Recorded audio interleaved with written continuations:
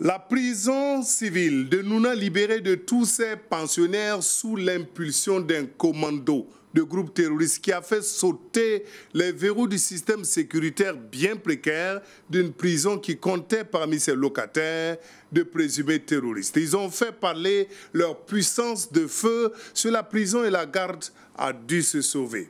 On le redoutait et c'est finalement par Nouna que c'est arrivé. La détention de prévenus ou de détenus condamnés de ce rang expose inéluctablement les prisons à des attaques et Nouna n'est qu'un avertissement qui a trop tardé.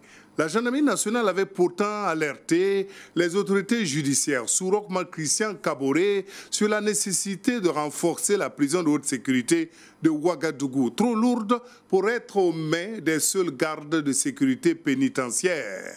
Elle s'était même proposé de mettre à disposition des gendarmes d'élite de l'unité spéciale aguerrie, mais elle avait buté sur un non catégorique, au prétexte que cette garde de sécurité pénitentiaire a sa propre brigade d'intervention rapide, une guerre d'ego qui n'en vaut pas du tout la peine vu le niveau de la menace. Pour qui connaît les rangs des locataires de la prison de haute sécurité, leur capacité de nuisance, le débat ne se poserait jamais. Confier la garde d'un lion à un chien, c'est lui servir un plat d'entrée en attendant le plat de résistance. Stratégiquement, il est même imprudent de garder des prévenus aussi dangereux dans le ressort juridique de leur lieu d'interpellation.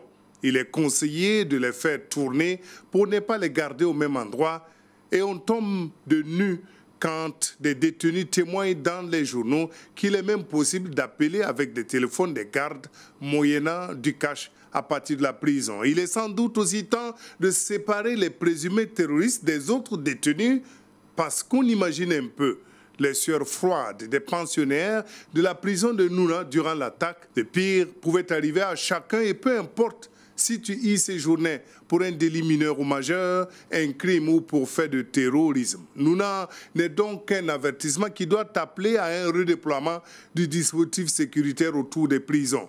Le procureur de Nouna a demandé sans doute aux détenus libérés de force de se signaler le plus tôt possible sous peine d'être considérés comme des fuyards. Certains se sont rendus, c'est bien. Mais ce qu'on ne dit pas des droits de ces détenus, c'est ce qui adviendrait s'ils perdaient la vie lors de cette attaque. On imagine que les avocats ont assez de mille au moulin pour réclamer les droits de leurs clients qui n'ont pas du tout demandé à être mélangés à des personnes poursuivies pour faits de terrorisme.